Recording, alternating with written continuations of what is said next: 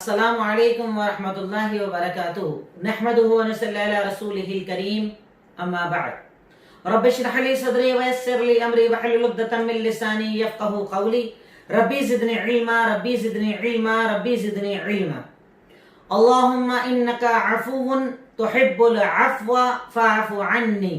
کیونکہ آج طاق راتوں میں سے ایک رات ہے، اس لیے یہ دعا ہمیں بار بار ریپیٹ کرنا چاہیے. آج انشاءاللہ 23ویں پارے کی مختصر سی تشریح مجھے آپ کے سامنے رکھنی ہے، جو سورہ یاسین سے جس پارے کی ابتدا ہوتی ہے. ابتدا کے اندر اللہ رب العالمین پہلے اپنی خلقت کا تذکرہ کرتا ہے، اس کے بعد جنت کی نعمتوں کا تذکرہ کرتا ہے. اللہ تعالیٰ نے ارشاد فرمایا کہ یقیناً اللہ تعالیٰ کی نشانی ہے کہ اللہ رب العالمین نے اس زمین کو بنایا.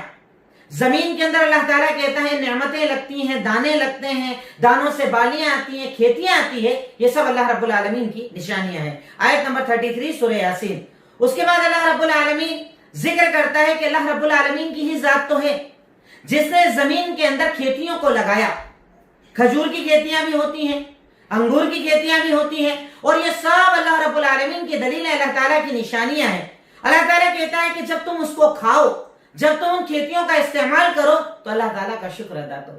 اللہ تعالیٰ تیری کیا ذات ہے، تیری کیا قدرت ہے، تیری کیا طاقت ہے کہ تو کھیتیوں کا انتظام کرتا ہے. اے اللہ رب العالمین تو ہمیں کھلاتا ہے. یہ کھلانا پلانا، کھیتیوں کا چلنا، دانوں کے ذریعے اس پوری کھیتیوں کا لگنا، بیلوں کا چلنا، یہ سب تیرے ہونے کی نشانیاں ہیں، تیرے ایک ہونے کی نشانی ہے، تیرے رب ہونے کی نشانی ہے، اور یقیناً ہم ان نشانیوں کا انکار نہیں کر سکتے. اللہ رب العالمین اس کے بعد کہتا ہے کہ بابرکت ہے وہ ذات. وہ اللہ رب العالمین اپنے بارے میں کہتا ہے نمبر 36 سبحان الذی خلق الازواج کلها مما تنبت الارض ومن انفسهم مما لا يعلمون. اللہ تعالیٰ کہتا ہے کہ وہ بابرکت ہے وہ ذات جس نے اس زمین کے اندر ہر چیز کو جوڑوں میں پیدا کیا ہے، ہر چیز کا جوڑا بنایا. اس سے پتا چلتا ہے کہ اگر ایک مرد کے لیے عورت ہے، میاں بیوی کا رشتہ ہے، تو وہ کتنا مضبوط رشتہ ہوتا ہے. وہ ایک دوسرے کو طاقت دیتے ہیں، وہ ایک دوسرے کو سپورٹ دیتے ہیں، وہ ایک دوسرے کو سنبھالتے ہیں، خوشیوں میں شریک ہوتے ہیں، غم میں شریک ہوتے ہیں. اللہ تعالیٰ کہتا ہے میں نے اسی لیے ہر چیز کو جوڑوں میں بنایا ہے، ہر چیز کو جوڑوں میں بنایا ہے. یہ درخت ہیں، پھل ہے، آپ دیکھیں ہر چیز میں کہا جاتا ہے یہ نر ہے، یہ مادہ ہے. جانوروں میں نر اور مادہ ہے، انسانوں میں نر اور مادہ ہے. ہر چیز کو اللہ تعالیٰ کہتا ہے میں نے جوڑوں سے بنایا ہے، سنگل نہیں بنایا ہے. اللہ کہتا ہے جوڑوں سے بنانے بھی میری نشانی ہے، میرے ایک ہونے کی دلیل ہے. اس کے بعد اللہ تعالیٰ سورج چاند کے سسٹم کو بتاتا ہے وَالشَّمْسُ تَجْرِي لِمُسْتَقَرٍ لَهَا ذَلِكَ تَقْدِيرُ الْعَزِيزِ الْعَلِيمِ. کہ سورج جو ہوتا ہے وہ اپنے مدار پر گھومتا ہے. اللہ رب العالمین نے اس کا ایریا بنایا ہے، اس ایریا کے اندر وہ گردش کرتا ہے، گھومتا ہے، سرکل کے اندر چلتا ہے. اسی طریقے سے اللہ تعالیٰ کہتا ہے میں نے چاند کا بھی سسٹم بنایا ہے. یہ چاند بھی اپنے سسٹم پر گردش کرتا ہے، اور جب خاتمے کا وقت آتا ہے، جب کبھی چھوٹا ہو جاتا ہے اور کبھی بڑا ہو جاتا ہے، جیسے ہم دیکھتے ہیں نا نیا نیا چاند نکلتا ہے کل عرجون القدیم.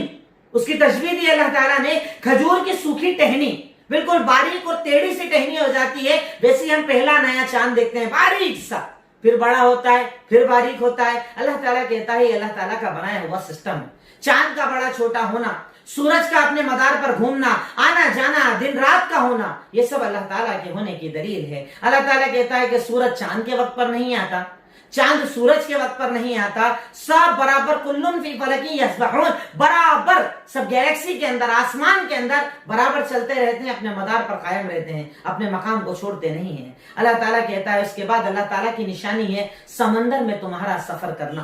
اس دور کے اندر اصل میں سمندر کا سفر ایک بہت بڑی چیز ہوتا تھا، کیونکہ عرب جو تھے وہ ریگستان میں سفر کے عادی تھے. سمندر کے سفر پر جانا، پھر سمندر کے اندر کشتیوں کا ڈوب جانا. اور آج بھی آپ دیکھیں جتنا بھی ٹوٹل ہمارا امپورٹ ایکسپورٹ کا دنیا بھر کا کاروبار ہے وہ بنیادی طور پر سمندر کے راستے سے ہوتا ہے.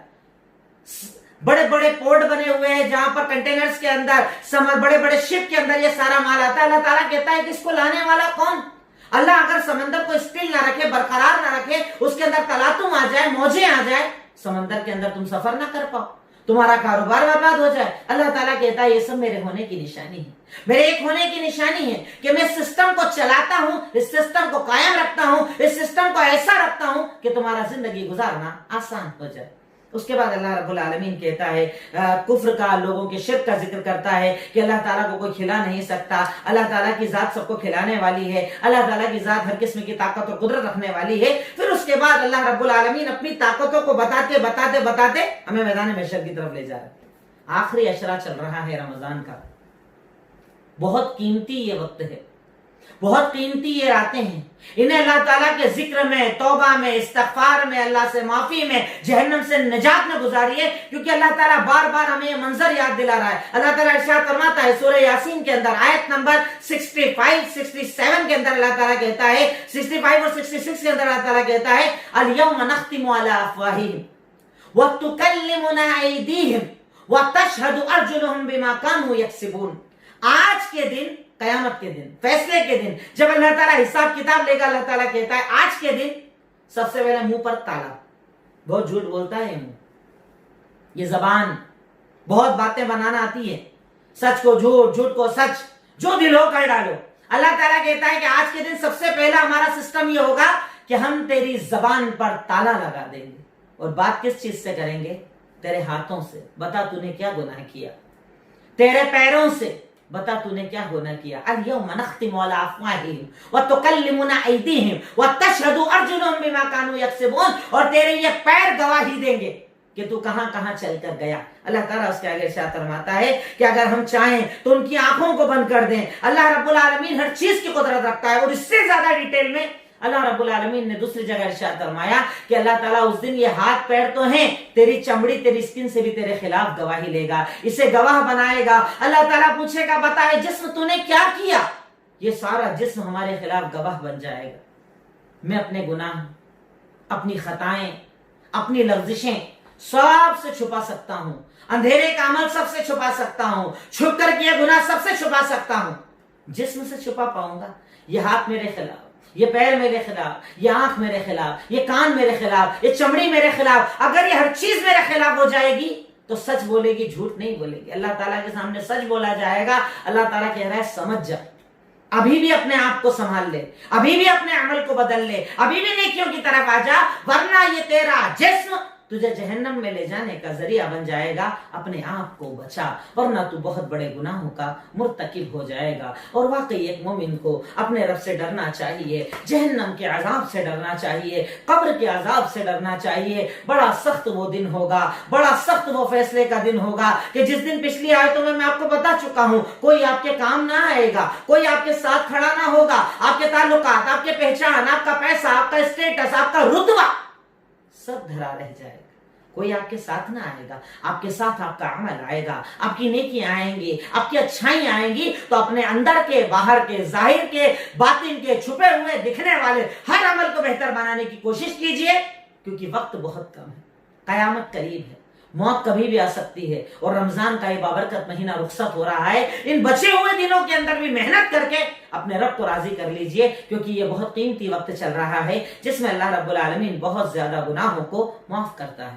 اس کے بعد اللہ رب العالمین آیت نمبر 77 اور آیت نمبر 78 سورہ یاسین کے اندر ارشاد فرماتا ہے اولم یر الانسان انا خلقناہ من نطفۃ فاذا هو خصیم مبین وضرب لنا مثلا ونسی خلقہ قال من یحیی العظام وہی رمیم. دیکھیے کفار مکہ کا جو اسلام پر بڑے بڑے اعتراضات تھے, بڑے بڑے جو ان کے اعتراض تھے کہ یہ غلط, یہ غلط, یہ غلط, ان میں بنیادی اعتراض یہ تھا کہ وہ کہا کرتے تھے کہ مرنے کے بعد لوٹنے کی زندگی رونگ, ایسا کچھ نہیں, مرے کام ختم, کچھ نہیں ہونے والا اس کے بعد. اور اللہ تعالیٰ قرآن میں بار بار کہہ رہا ہے کہ ایسا نہیں ہے, اگر مرو گے تو مرنے کے بعد ایک نئی زندگی ہے. اللہ تعالیٰ فیصلہ کرے گا, یہ 4 دن کی زندگی, اس کے بعد اصل زندگی چالو ہونے والی ہے. اب کفار مکہ کہتے تھے ارے مر جائیں گے, مٹی میں مل جائیں گے, ہڈیاں گل جائے گی, اس کے بعد کون حساب لے گا ہمارا, سب جھوٹی باتیں. اللہ تعالیٰ یہاں پر ان کے دماغ میں ایک سوال ڈال رہا ہے, اولم یر الانسان, انسان کیا اس بات پر غور نہیں کرتا کہ ہم نے اسے ایک نطفے سے بنایا ہے اور وہ ہم سے سوال کر رہا ہے ارے تو نہیں تھا جو بنا سکتا ہے تو دوبارہ بنانا کون سی بڑی بات. کسی چیز کو فرسٹ ٹائم بنانا بڑی بات ہوتی ہے, پر بنے ہوئے کو دوبارہ کاپی کرنا, دوبارہ بنانا کوئی بڑی بات نہیں ہے. اللہ کہہ رہا ہے کہ جو پہلی بار بنا سکتا ہے, نطفے سے انسان بنا سکتا ہے, تو اس اللہ پر اعتراض کر رہا ہے اور اس کو بول رہا ہے کہ جب ہم رمیم بوسیدہ ہڈی بن جائیں گے, گل جائیں گے, پگھل ختم ہو جائیں گے, اس کے بعد اللہ ہمیں دوبارہ پیدا کرے گا. اللہ یقیناً تجھے دوبارہ پیدا کرے گا, یقین رکھ, اللہ دوبارہ پیدا کرے گا, حساب کتاب ہوگا. اس زندگی کے بعد موت آنے والی نہیں. جہنم تو جہنم, جنت تو جنت, اپنے عمل کو بہتر بنانے کی آدمی کو کوشش کرنا چاہیے. اور اسی لیے آپ کے اور ہمارے نبی ہر نماز کے بعد، آخری تشہد کے اندر، نمازوں کے اندر اور نمازوں کے بعد بار بار پناہ مانگتے تھے، اللہ مجھے عذاب قبر سے محفوظ کر دے، اللہ مجھے عذاب جہنم سے محفوظ کر دے. اس کی وجہ کیا تھی؟ کیونکہ آپ اس چیز سے امت کو بچانا اور ڈرانا چاہتے تھے. اس کے بعد آپ کے اور ہمارے سامنے آج سورہ صافات ہے. سورہ صافات مطلب اس میں فرشتوں کی صفت بتائی گئی ہے، ڈانٹنے والے، دھکیلنے والے، چلنے والے، الگ الگ قسم کے فرشتوں کے اللہ تعالیٰ صفات بتا رہا ہے. اس لیے سورت کا نام سورہ صافات ہے. اور اس کے بعد کنٹینیو اللہ تعالیٰ نے اس کے اندر فرشتوں کا تذکرہ کیا ہے. اس کے بعد اللہ تعالیٰ ابتدا کے اندر جہنم کا ذکر کرتا ہے، شیطان کا ذکر کرتا ہے، شیطان پر آنے والے عذابوں کا تذکرہ کرتا ہے، اور یہ بھی بتاتا ہے کہ ستاروں کا مقصد کیا ہے، جو پہلے بھی اللہ تعالیٰ بتا چکا ہے کہ یہ ستارے اللہ تعالیٰ نے آسمان کو سجاوٹ کے لیے لگائے، مسافروں کو راستہ دکھانے کے لیے لگائے. اور تیسرے نمبر پر اللہ اور فرشتوں کے درمیان جب بات چیت ہوتی ہے تو یہ شیاطین ایک کے اوپر ایک چڑھ کر فیصلوں کو سننے کی کوشش کرتے ہیں. تو ستارے ان کو مار کر، یہ ٹوٹتے جو ستارے ہوتے ہیں نا، ان کو مار کر ختم کیا جاتا ہے تاکہ اللہ اور فرشتوں کے درمیان کے فیصلوں کو سن کر یہاں آ کر اپنے کاہن اور نجومی کو نہ بتا پائیں، تاکہ وہ ایک بات سچ اور اس کے اندر 99 جھوٹ ملائیں اور پھر تمہیں بتائیں. اللہ تعالیٰ ان چیزوں کا تذکرہ اس کے اندر کرتا ہے. اس کے بعد اللہ تعالیٰ کفار مکہ کے انکار کا ذکر کرتا ہے کہ ان لوگوں نے اللہ رب العالمین کا انکار کیا، ان لوگوں نے اللہ تعالیٰ کو نہیں مانا. پھر اللہ تعالیٰ جہنم اور جنت کی صفات بتا رہا ہے، ضرور پڑھیے گا اس کو. اس میں اللہ رب العالمین جنت کی صفات آیت نمبر 40 اور اس کے بعد کے اندر اللہ تعالیٰ کہتا ہے کہ اللہ تعالیٰ انہیں فروٹس دے گا، نعمتیں دے گا، ہر چیز جو وہ مانگیں گے دے گا. اور نعمتیں کیسی؟ جو ہمارے نبی نے احادیث کے اندر بتائی کہ جنت کو تم جانتے ہو، جنت امیجنیشن نہیں کر سکتے. ارشاد فرمایا کہ جنت میں وہ نعمتیں ہیں ما لا عین رات ولا اذن سمعت وما خطر فی قلب احد، کہ جنت میں وہ نعمتیں ہیں کانوں نے سنا نہیں، آنکھوں نے دیکھا نہیں، دل امیجن نہیں کر سکتا، یعنی تم سوچ بھی نہیں سکتے. اللہ نے جنت کو اتنا خوبصورت بنایا. اسی لیے تو اللہ کے نبی کہتے تھے دنیا کافروں کے لیے جنت ہے اور ہماری جنت تو مرنے کے بعد ہے. اس جنت کی تیاری کرو، جنت کو کے لیے اپنے آپ کو تیار کرو، اپنے آپ کو اس جنت کا اہل بناؤ، اپنے آپ کو اتنے عمل کے اعتبار سے مضبوط بنا لو کہ رب العالمین رحمت کر کے تمہیں جنت میں جگہ دے دے. کیونکہ صرف عمل پر تو جنت ملے گی نہیں، جنت تو اللہ کے رحم پر ملے گی، ورنہ عمل پر تو کسی کو کچھ نہیں ملنے والا. تو یہ توفیق مانگو کہ میرا رب مجھ پر رحم کر دے اور مجھے جنت الفردوس میں جگہ عطا فرما دے. پڑھیے گا ان جنت کی نعمتوں کو، جنت کیسی ہوگی، کتنی خوبصورت ہوگی، اس کے اندر حوریں ہوں گی، اس کے اندر اللہ رب العالمین کیا کیا نعمتیں عطا کرے گا. اللہ تعالیٰ نے کچھ ان نعمتوں کا تذکرہ آیت نمبر 39 سے آیت نمبر 50 تک سمتھنگ کیا ہے. جنت کے بارے میں بتایا، اس کے بعد جہنم کے بارے میں بھی بتایا. ایسا نہیں صرف جنت بتایا، جہنم کے بارے میں بھی بتایا کہ ارے جہنم ایسا ہوگا ویسا ہوگا، جہنم کے اندر کیا کیا عذاب ہوں گے. رب العالمین نے اس کا تذکرہ کیا کہ جب تک تمہارے دماغ میں جنت اور جہنم کا تصور نہیں ہوگا، عمل کرنے میں تم آگے نہیں بڑھ پاؤ گے، تمہارے اندر عمل کا جذبہ نہیں آئے گا، تمہارے اندر اللہ کو راضی کرنے کا جذبہ نہیں آئے گا. اس لیے برابر جنت جہنم ان دو تصورات کو اپنے سامنے رکھو. اس کے لیے آپ چاہیں تو الگ سے کتابوں کے اندر جنت کی صفات کو بھی پڑھ سکتے ہیں، اور قرآن میں چاہیں تو اسپیشلی قرآن میں اللہ رب العالمین نے جو صفات بتائی ہے آپ انہیں بھی دیکھ سکتے ہیں. اس کے بعد سورہ صافات میں اللہ رب العالمین دوبارہ آیا حضرت ابراہیم علیہ السلام کے تذکرے پر. ابو الانبیاء جن کو کہا گیا ہے، انبیاء کے والد جن کو لقب دیا گیا ہے، ان کے ذکر کی طرف آیا اور وہ واقعہ بتایا کہ حضرت ابراہیم علیہ السلام نے جب قوم والے گئے تھے اپنے کاموں سے، یہ ان کے بت خانے کے اندر آئے جہاں پر سارے بت رکھے ہوئے تھے، سب کو توڑ ڈالا، بڑے کو چھوڑ ڈالا، سب کو توڑ دیا. اب آئے بولے کیا کیا تم نے؟ بولے میں نے تھوڑی کیا، بڑے والے سے پوچھو، اس سے بات کرو. سب کے سر جھک گئے کہ یہ تو بولتے ہی نہیں نا، تو جب بولتے نہیں تو عبادت کیوں کرتے ہو؟ جب جواب نہیں دیتے تو عبادت کیوں کرتے ہو؟ عبادت اللہ کی کرو نا جو سننے والا، جاننے والا، علم والا، خبر والا، سمیع بصیر. عبادت اس کی کرو نا، وہ اللہ کی عبادت کرو نا. ان کی کیوں عبادت کرتے ہو جو تمہارے کام نہ آئے، نفع نہ دے، نقصان نہ دے، سنے نہیں، دیکھے نہیں؟ یہ معبود نہیں ہو سکتے. اس کے بعد اللہ رب العالمین نے اصل میں جو یہاں پر واقعہ ذکر کیا ہے وہ ہے ان کی اولاد حضرت اسماعیل علیہ السلام کا واقعہ. میں نے آپ کو پہلے بتایا کہ حضرت ابراہیم علیہ السلام بزرگ ہو چکے تھے، اللہ نے اولاد نہیں دی تھی. بزرگی کے اندر اللہ رب العالمین کی طرف سے فرشتے آئے اور آ کر کہا کہ ابراہیم اللہ رب العالمین اب تمہیں اولاد دینے والا ہے، بزرگی کی اولاد. اب اللہ تو شروع سے امتحان لے ہی رہا تھا حضرت ابراہیم کا. پہلے ابا کے سامنے امتحان, پھر قوم کے سامنے امتحان, پھر آگ میں ڈالنے کا امتحان, پھر اولاد نہ دینے کا امتحان. اب بڑھاپے میں بشارت آئی کہ لو اولاد دے رہا اللہ رب العالمین. اب اولاد ہوئی, دودھ پینے کی عمر کا بچہ, اب بولا لے جا کر چھوڑ کر آؤ ریگستان کے اندر. کتنے امتحان, اور ہر امتحان میں الحمدللہ, ہر امتحان میں الحمدللہ. ارے یہاں تو 1 سے 2 امتحان ہو جائے تو زبانیں چلنے لگ جاتی ہے, تقدیر پر اعتراض ہو جاتے ہیں. اس قرآن کو پڑھنے کا مقصد ہی ہے کہ آپ عمل کرو نا. آپ دیکھو اس زندگی کو, اپنے سامنے ایک زندگی کو آئیڈیل بنا کر کھڑا کر دو. ارے ان کے اتنے امتحان ہوا, میرے تو کچھ بھی نہیں ہوا, مجھے صبر کرنا ہے انشاءاللہ. وہ صبر کروں گا تو اللہ بدلہ دے گا. اللہ رب العالمین یہی تو ان آیتوں کے اندر ہمیں سکھا رہا ہے.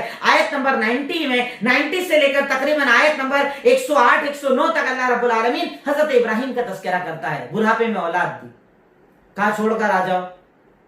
مکہ کے ریگستان میں چھوڑ دیا. جانے لگے, بیوی نے بولا چھوڑ کر جا رہے ہو, اللہ کا حکم ہے, اپنی مرضی سے جا رہے ہو؟ کہا اللہ کا حکم ہے. بولے جاؤ, کوئی ٹینشن نہیں, اللہ حفاظت کرے گا.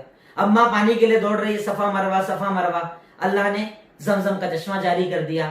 اب وہاں پر جب زمزم ہوا, لوگ آ کر رہنے لگ گئے. بنو جرہم کا قبیلہ آ کر رہنے لگ گیا. ایک اچھی بستی وہاں پر بن گئی. اب جب یہ اسماعیل چلنے پھرنے کی ذرا عمر کو ہوگا, ابراہیم ملنے آیا جایا کرتے تھے. حضرت ابراہیم علیہ السلام کو ملنے کی اجازت تھی, ملنے آؤ, چلے جاؤ, ساتھ نہیں رہتے تھے, ملنا آنا جانا کرتے تھے. اب دیکھو اللہ, امیجن کرو اللہ تعالیٰ کا امتحان کیسا ہوتا ہے. اب اللہ تعالیٰ دوبارہ امتحان لے رہا ہے, جس کا ذکر اللہ تعالیٰ نے یہاں کیا. بچے کے پاس آئے, ذرا چلنے پھرنے کی عمر کو بھی شعور کو ہوا ہے, بچہ ذرا عقل کو ہوا ہے. اب کیا کہہ رہے ہیں, یا اب آپ آ کر کہہ رہے ہیں فلما بلغ معه السعي قال يا بني اني ارى في المنام اني اذبحك فانظر ماذا ترى. کیا کہہ رہے ہیں حضرت ابراہیم علیہ السلام سورہ صافات آیت نمبر 102 کے اندر, کہ میرے بیٹے سن, میں نے خواب میں یہ دیکھا ہے کہ میں تجھے ذبح کر رہا ہوں, بتا تیری رائے کیا ہے. نبی کا خواب سچ ہوتا تھا, نبی کا خواب وحی ہوتا تھا. کہا بیٹا بتا تیری رائے کیا ہے. اب ذرا سا یہاں رک کر دیکھیے گا, کچھ پوائنٹس آپ یہاں پر لیتے جائیے گا.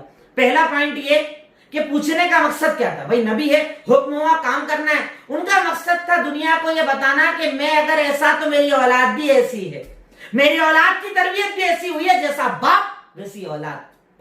دوسری چیز یہاں پر یہ بھی بتانا تھا کہ اگر باپ دور بھی ہو تو بھی ماں بچے کو توحید پرست بنا سکتی ہے, تو بھی ماں تربیت کر سکتی ہے. ورنہ ہمارے معاشرے کے اندر دیکھیے نا, باپ کویت ہے, سعودی عرب ہے, امریکہ ہے, یہاں وہاں باپ رہتا ہے, اولادیں بگڑ کر دھول ہو رہی ہیں, گاڑیاں دے دی ہیں, موبائل دے دی ہیں, سب کو پریشان کرتے پھر رہے, بدتمیز ہیں, نہ بولنے کا سلیقہ, نہ عمل کرنے کا سلیقہ, بے نمازی, دین سے دور. اور وجہ, ارے ان کے ابا نہیں رہتے ساتھ میں. یہ ابا نہیں رہتے تھے ساتھ میں, اولاد کیسی تھی, اولاد کی تربیت کیسی تھی, یہ یہاں پر سیکھنے والی چیز ہے. تیسرا مقصد یہ تھا کہ ابراہیم نے کہا کہ بھئی اگر میں لے جاؤں گا بچے کو ذبح کر دوں گا تو اکیلا میرا ثواب ہے, بچے کو بھی تو ثواب میں شامل کروں نا, اس لیے اس کی رائے لیتا ہوں. اب بچے سے بولا بیٹا بتا تو کیا بولتا ہے. اب بیٹا ابھی توحید پرست, توحید سے بھرا پورا بالکل بچہ کیا کہہ رہا ہے, یا ابت افعل ما تؤمر ستجدونی انشاءاللہ من الصابرین. اللہ اکبر, کیا اولاد اور کیا جملہ. اے میرے ابا جان, آپ نے جو خواب میں دیکھا ہے کر دیجئے, انشاءاللہ آپ مجھے صبر کرنے والوں میں سے پائیں گے. اب یہاں پر بھی رک کر ذرا دیکھیے, بیٹا قربان ہونے کے لیے لیٹنے کی بات کر رہا ہے کہ ابا ذبح کر دو مجھے لے جا کر, اور یہ نہیں بول رہا میں صبر کر لوں گا, میں بہت پاورفل ہوں صبر کر لوں گا, بہت دین کا جذبہ ہے صبر کر لوں گا. جملہ دیکھیے, اللہ تعالیٰ یہ سکھا رہا ہے ہم کو. قرآن سیکھنے والی کتاب ہے, واقعہ سننے والی نہیں.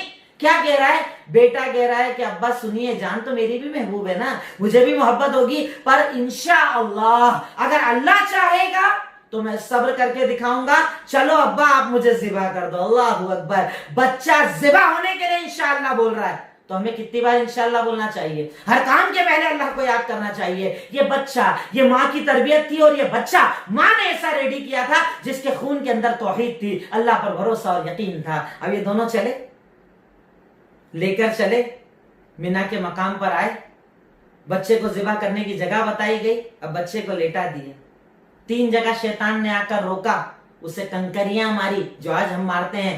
شیطان بہکانے آیا تھا, مت کرو ایسا, مار دی کنکری. بچے کو لیٹا دیا, باپ کے ہاتھ میں چھری ہے, छुरी फेरने ही वाले हैं।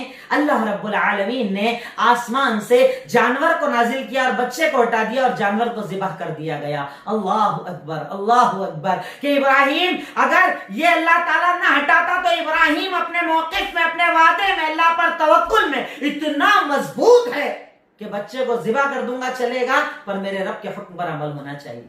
बच्चा ज़िबा करने को तैयार। यहाँ तो जरा सी ख्वाहिशात नहीं जाती, जरा से जज्बात नहीं जाते, माँ बाप का फरमान नहीं जाता, मेरे अब्बा की ख्वाहिश, मेरी अम्मी की ख्वाहिश, फुप्पो के अरमान, दादा के अरमान, चाचा के अरमान, इसने बोला उसने बोला, सब चलेगा। दीन छोड़ दो चलेगा, शरीयत छोड़ दो चलेगा, पर दुनिया राजी होना चाहिए। और इब्राहिम अलैहिस्सलाम के लिए औलाद चली जाए चलेगा, पर रब राजी होना चाहिए। ये ईमान, ये तौहीद। और इसलिए अल्लाह ताला ने कहा कि इब्राहिम आप आइडियल हो सबके। लेटा दिया, ज़िबा करने वाले, जानवर ज़िबा हो गया, सारा काम फिनिश। अल्लाह ताला क्या कह रहा है? अल्लाह ताला इरशाद फरमाता है व नादैनाहु अय्या इब्राहिम फलम्मा अस्लमा व तल्लहु लिलजबीन, कि जब इब्राहिम अलैहिस्सलाम ने लेटा दिया बच्चे को और उसको कर दिया अल्लाह के सुपुर्द, तो क्या कहते हैं? हमने आसमान से आवाज दी, इब्राहिम तूने तो ख्वाब सच्चा करके दिखा दिया। अब एक चीज यहाँ पॉइंट रुक कर देखिएगा। ख्वाब में देखा था बच्चे को ज़िबा करना है, ख्वाब सच्चा कर दिया यकीनन, बच्चे को लेटा भी दिया, पर ज़िबा कौन हुआ?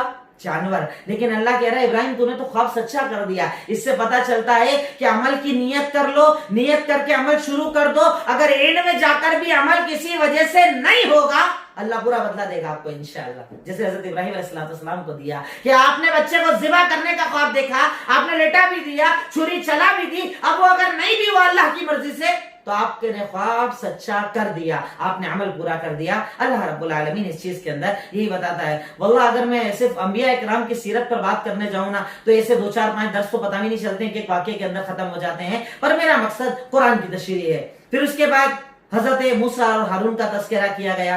उसके बाद हजरत यूनुस अलैहिस्सलाम का तज़किरा, जैसा मैं आपको पहले भी बता चुका हूं कि कौम के पास गए, कौम को समझाया, माना नहीं माना, और जरा सी नाराजगी हो गई, कौम को छोड़कर आ गए। समंदर में जा रहे थे, कश्ती में थे, कश्ती के अंदर दिक्कत पड़ने लग गई, कुरा किया गया कि ये किसी को फेंका जाएगा, नाम इनका आ गया, इनको फेंक दिया गया। अल्लाह के हुक्म से हजरत यूनुस को मछली ने अपने पेट में ले लिया। अब अल्लाह ताला यहाँ पर वो एहसान बता रहा है कि अगर हजरत यूनुस अलैहिस्सलाम वहां से दुआ नहीं करते ना, लबिसा फी बतनिही इला यौमि युबअसून, आयत नंबर 144 सूरह साफात, अल्लाह का फरमान कि अगर हजरत यूनुस अलैहिस्सलाम वहां से दुआ ना करते, अल्लाह से मांगते नहीं, कयामत तक उसी मछली के पेट में रहते, निकालता नहीं अल्लाह।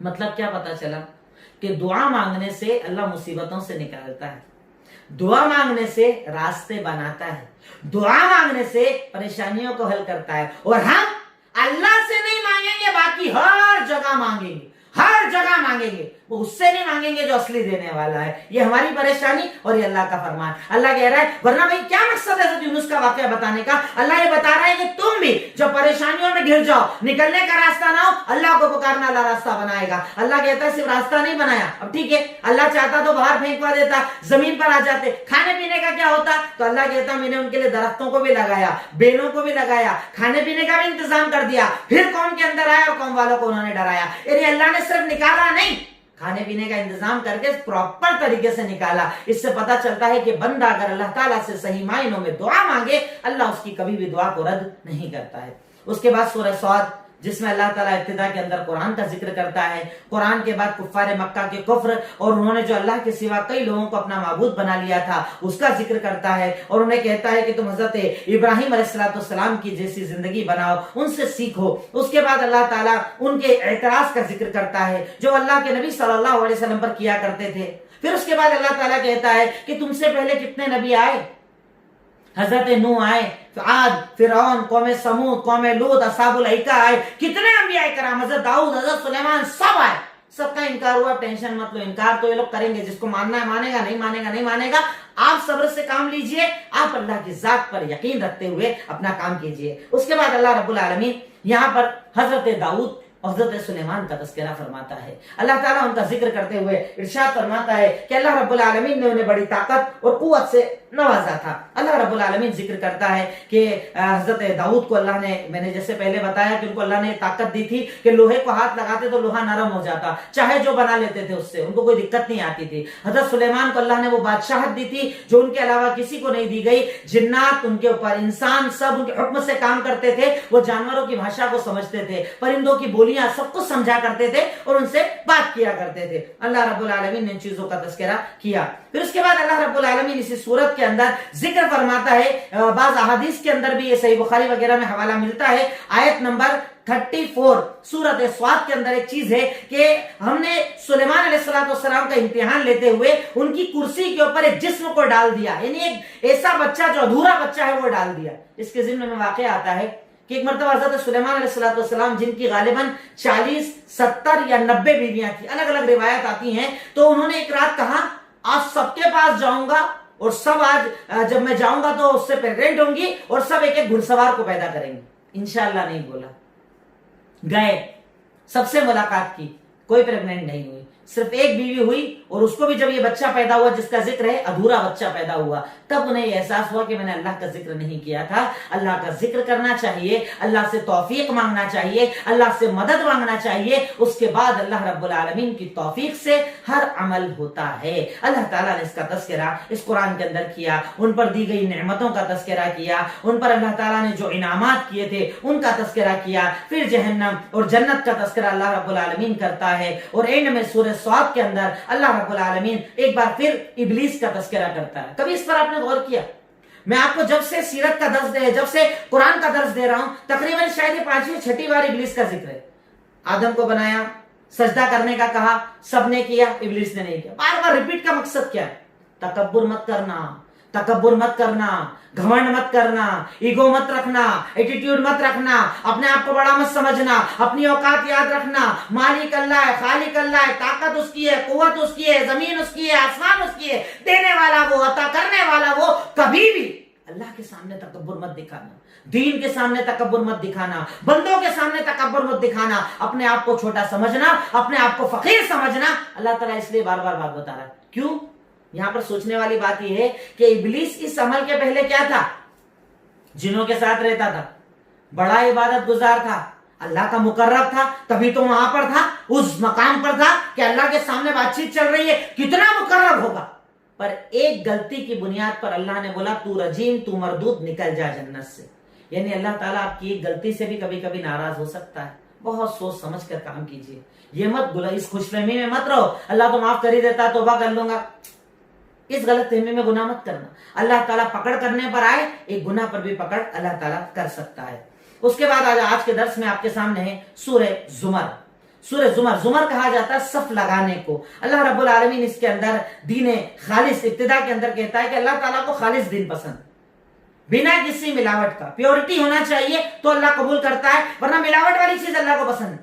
جیسے ہمارے یہاں ملاوٹ ہوتی نا، بدعت کی ملاوٹ، شرک کی ملاوٹ، کفر کی ملاوٹ، اللہ بولتا ہے ایسا عمل مجھے نہیں چاہیے. عمل وہ چاہیے جو خالص میرے لیے ہو. ارے عمل اتنے بڑے بڑے تو چھوڑیے، اللہ تعالیٰ نے تو نماز تک بتا دی کہ اگر تم میں سے کوئی انسان نماز پڑھتا ہے، تم میں سے کوئی انسان نماز پڑھتا ہے اور نماز پڑھتے وقت اگر وہ صرف اتنا سوچ لے، ارے حاجی صاحب دیکھ رہے ہیں، وہ مجھے دیکھ رہے ہیں، رکوع ذرا اچھا کر لوں، سجدہ ذرا لمبا کر لوں، اللہ کہتا نماز ریجیکٹ.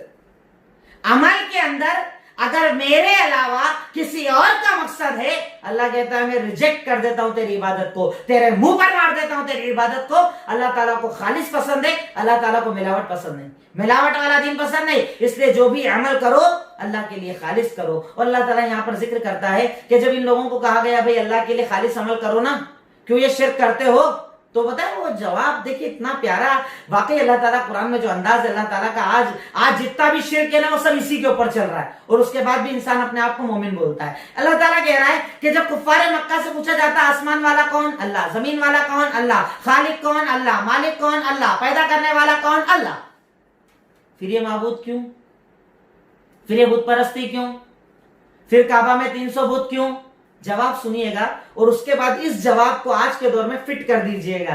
جواب آپ خود میں ڈھونڈ لیں گے، کسی مولوی کی ضرورت نہیں پڑے گی۔ اللہ تعالیٰ کہہ رہا ہے سورہ زمر آیت نمبر 3، ارشاد فرمایا کہ جب ان سے کہا گیا کہ بھائی جب اللہ ہی سب کچھ ہے تو تم نے اللہ کو چھوڑ کر ان کو اپنا معبود کیوں بنا رکھا ہے؟ جواب کیا دیا؟ ما نعبدهم الا ليقربونا الى الله زلفا، ہم ان کی عبادت پتہ اس لیے کرتے ہیں کیونکہ یہ ہم کو اللہ تک پہنچا دیں گے۔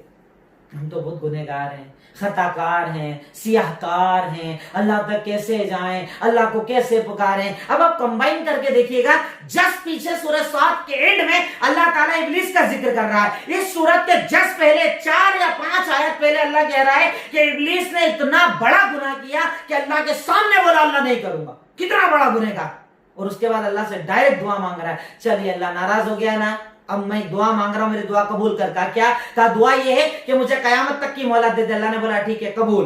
اتنا بڑا گنہگار ڈائریکٹ مانگ رہا ہے اور اللہ دے رہا ہے، اور اس کے جس بار 3 آیت کے بعد اگلی سورت میں اللہ کہہ رہا ہے، ان کے کفر کو ذکر کر رہا ہے کہ یہ لوگ اللہ سے کہتے تھے اللہ ہم تجھے تو مانتے ہیں، سب کچھ تو ہے، پر یہ بت تو صرف ہم کو تجھ تک پہنچانے والے ہیں۔ فرق آپ سمجھ رہے ہیں؟ آپ خود سمجھ جائیں گے کون ہمارے یہاں یہ بولتا ہے، آپ اس کو سمجھا دیں گے کہ ابلیس کی جب دعا ڈائریکٹ قبول ہو گئی تو ابلیس سے بڑا گنہگار ہے، تو ابلیس سے بڑا خطا کار ہے، ابلیس سے بڑا سیاہ کار ہے، اللہ اس کی ڈائریکٹ سن رہا ہے، تیری کیوں نہیں سنے گا؟ اور اس سے پہلے میرے دروس میں کئی جگہ آیتیں ہیں آپ کو کوڈ کر کے حوالے دے چکا ہوں کہ اللہ رب العالمین سب کی دعائیں سنتا ہے۔ اس کے بعد اللہ رب العالمین کہتا ہے کہ انسان تو غور کر، میں نے تجھے 3 اندھیروں کے اندر سے پیدا کر کے انسان بنایا۔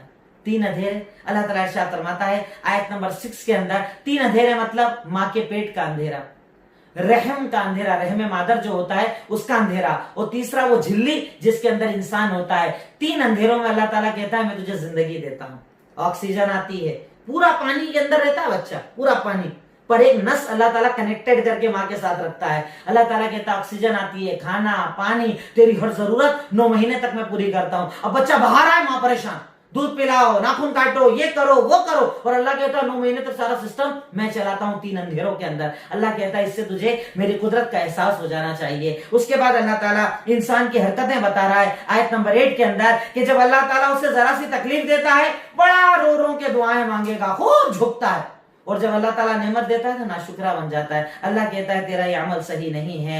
اللہ تعالیٰ کہتا ہے کہ اللہ تعالیٰ کی طرف جھکنے والا تو وہ جو راتوں کو دعا مانگتا ہے، سجدے میں دعا مانگتا ہے، قیام میں دعا مانگتا ہے۔ اس کے بعد اللہ کے نبی کہہ رہے ہیں آیت نمبر 11 اور 12 کے اندر کہ اللہ نے مجھے حکم دیا ہے کہ میں اللہ کے لیے خالص ہو کر عبادت کروں، اور مجھے حکم دیا ہے کہ میں پہلا مسلمان بن جاؤں۔ یہ وہی عبادت ہے جو خالص ہونا چاہیے، کیونکہ اللہ رب العالمین ہم سے خالص چیز چاہتا ہے۔ اللہ تعالیٰ ملاوٹ کو پسند نہیں فرماتا ہے۔ اللہ تعالیٰ کو دین، عبادت، نماز، روزہ، زکوٰۃ، حج، صدقہ، خیرات، غریب کی مدد سب پیور چاہیے، دکھانے والی نہیں چاہیے، کیونکہ اللہ تعالیٰ دکھاوے کو پسند نہیں فرماتا ہے۔ اس کے بعد اللہ رب العالمین قرآن اور قرآن کے ساتھ مسلمانوں کے تعلق کو ذکر کرتے ہوئے ارشاد فرماتا ہے آیت نمبر 23 کے اندر سورہ زمر کے اندر ارشاد فرمایا کہ اللہ تعالیٰ نے تو قرآن کو نازل کیا، اور اس قرآن کی خاصیت کیا ہے؟ تقشعر منہ الجلود الذین یخشون ربہم۔